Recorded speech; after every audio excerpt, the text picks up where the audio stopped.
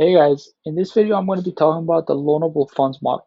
In this model, it uses the demand and supply curve to show how the relationship between savers and borrowers determines the long-term real interest rate. So in this model, savers are the suppliers and borrowers are the demanders. And since savers give to the borrowers so they can invest, this interaction determines the long-term real interest rate. And that's the basis of the model. This is very important to long-term investors because they want to know how much return they can get from their investments, since it's directly impacted by real interest rates. And since real interest rates are impacted by inflation, and as we can recall, real interest rate is nominal interest rate minus um, inflation. So this our system is also impacted by inflation. This model. So let's get to the demand curve. That our demand curve is equal to investment, and businesses' desire to invest in capital goods is very important because that determines our investment. Market interest rate is on the vertical axis, and our quantity of loanable funds is on the horizontal axis. Investors invest if real rate of return is higher than real interest rate. That just means um, they will invest if they make more money off their investment than the amount they have to pay back to the borrowers. So our demand curve is actually downward sloping, and that's because investors are just willing to borrow more money when real interest rates are lower, um, because they don't have to pay as much. So the lower the interest rate, the more money they will borrow. Our supply curve is actually equivalent to is equals to the total savings in the economy.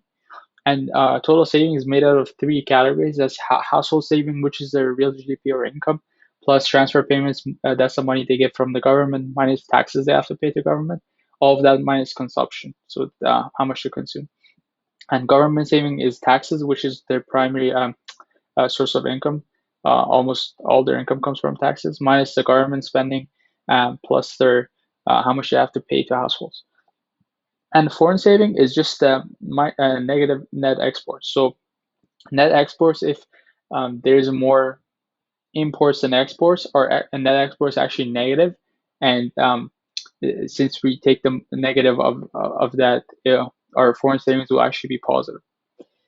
And total saving is just takes all three saving categories and adds them together. And in this case, we just get real GDP minus consumption minus government spending minus net exports. And this is really important to why supply curve shifts. So we'll come back to this later. So higher real interest rate increases household saving because there's more benefit to saving than spending. So if interest rates are high, there's just more benefit to saving because there's more return. So people will save more. And foreign investors buy more Canadian assets, uh, which increases demand for Canadian dollar, causing it to appreciate.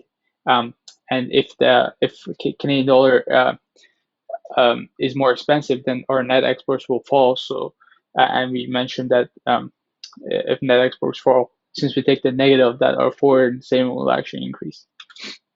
So our supply curve is actually upward sloping, and that is because savers are willing to save more as real interest rate increases because there's just more benefit for them. So that is why our supply curve is upward sloping. Um, and for equilibrium, it's just a point of intersection between our supply and demand curve, which we've seen before. So our demand curve shifts. Um, there are three factors. One of them is the risk. So how much risk businesses are willing to take, and depending on that, if they're taking take more risk, they will invest more, and so demand curve will shift right, and vice versa. Taxes on investment. So if there's more taxes, their return will be less. So if taxes are high, they just want to business are going to invest less, and therefore supply will demand curve will shift left. And perspective on investment. So if they're optimistic or pessimistic, so if they're optimistic, they're just thinking that the economy is going to be doing really well, so they will invest more, and our supply, our demand curve will shift to the right, and vice versa. And in our supply curve shifters, we have taxes on households. So if there's more taxes, people will just have less saving, and therefore our supply curve will shift to the left, and vice versa. And government spending, if there's more government and time of consumers' desire to consume, these two are in our formula, so we can just directly look if these are, since they're being subtracted from our real GDP, if they're higher, total saving will be less, and it will just our supply curve will shift to the left and vice versa.